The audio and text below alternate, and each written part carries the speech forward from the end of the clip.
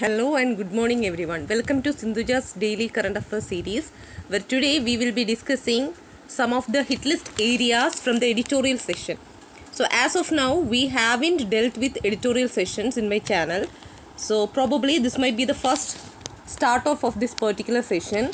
So in today's Hindu newspaper, the editorial which attracted me, the editorial topic was, the first topic that we are going to discuss is the article written by Dr. Gagandeep Kang and Gautam Menon sir. You might be knowing Dr. Gagandeep Kang is a professor of microbiology at Christian Medical College, and Gautam sir is a professor at Ashoka University Sonipat and at the Institute of Mathematical Sciences Chennai also. Okay, now we are going to discuss the views they have expressed based on this particular topic. Okay, and some add-ons if necessary. So first and foremost, the topic says reflections on flying blind into the storm. Flying blind means it is a phrase or usage in English where it's a situation where there will be nothing to help us out. In such a situation, one will reach it. That is known as flying blind into the storm.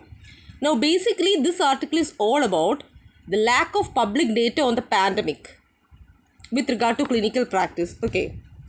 Now, the first concern regarding this article is, see, if COVID-19 cases suddenly rise like this in a third wave, then is India prepared to face it than we were at the time of the second wave in April or May 2020?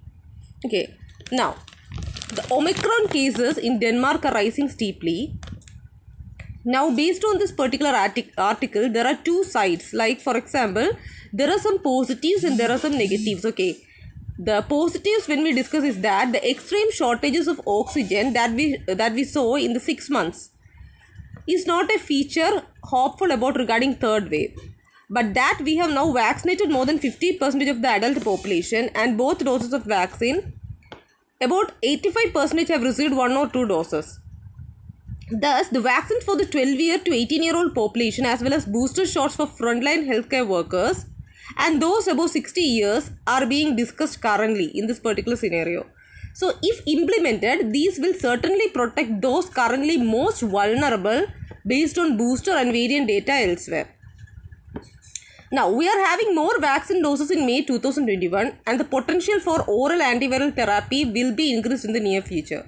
So, these are the positives about the 2 doses and all, but there comes the negatives. Like the two sides of a coin, there comes negatives also, which we have to see through it. Like, as we have discussed, since the time when novel coronavirus pandemic began, we should have an urgent and important highlight towards this particular area. That is, the lack of publicly available data on the pandemic from government sources, particularly when it comes to testing. They are not able to correlate disease severity with age, prior medical conditions, locations and other variables. So, this resulted from epidemiological data not being systematically collected and released in a timely manner to the scientific community. Now, after we have analyzed this shortcoming, what happened 6 months later? Did we attain any progress? So, as of now, data from the ICMR, what is ICMR? Indian Council of Medical Research.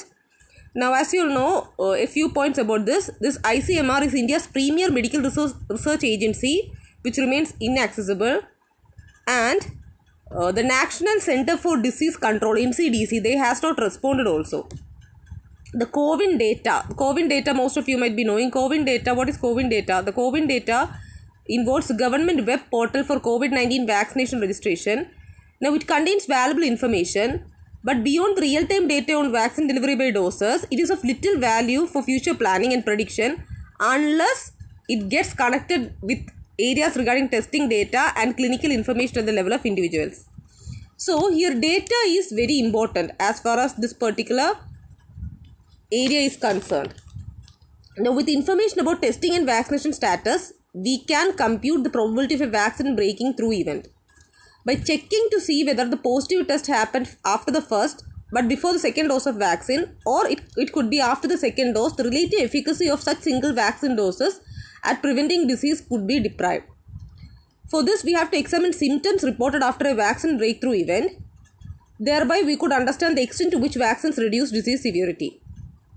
The Indian Council of Medical Research holds data on every COVID-19 test conducted in India. So at this stage of the novel coronavirus pandemic, it seems unfathomable that these data are not correlated to the vaccine data in the CoWIN platform. So here comes the lacunae. The data on hospitalizations etc. are apparently available at the state level, but it is inaccessible when we consider both the enormous resources devoted to COVID-19 across government agencies and the use of universal health IDs and records that have a long way to go hereafter also. So the most trustworthy and granular data on case in India have resulted from the remarkable and public-spirited work of a volunteer organization which is named as covid19india.org. Their volunteers have maintained a public website where data were culled from individual reports by states, even sometimes from informal sources such as journalist groups or citizen science reports. Thus, what we can conclude from this is the more widely data are shared, the greater the likelihood of integration of the rapidly shifting scientific frontier with clinical practice. Now, I would like to mention some of the South Africa's experience in this topic. That is, South Africa's actions with its sequencing data when the Omicron variant was first detected are appreciable. Why? Because with the advantages of a relatively high quality surveillance system among low and middle income countries, by commitment towards transparency and data accessibility, South Africa's rapid sharing allowed the world to prepare swiftly for the appearance of the highly mutated Omicron variant. Thus, it is clear that preemptive decisions on vaccination and other measures could be made faster and better if more integrated data were available. So, I hope now we all are understanding the importance of data's role over here. So, it is high time that we should urgently reassess our attitude towards data for public health purposes and the role of national health agencies in sharing data generated with public funds with scientists in India and across the world. So that's all regarding today's first editorial session. Hope you understood the positives and negatives regarding this topic, as well as the importance and significance of data which play in eradicating this particular Omicron variant spread. So that's all regarding the first topic. Have a nice day. Take care and bye.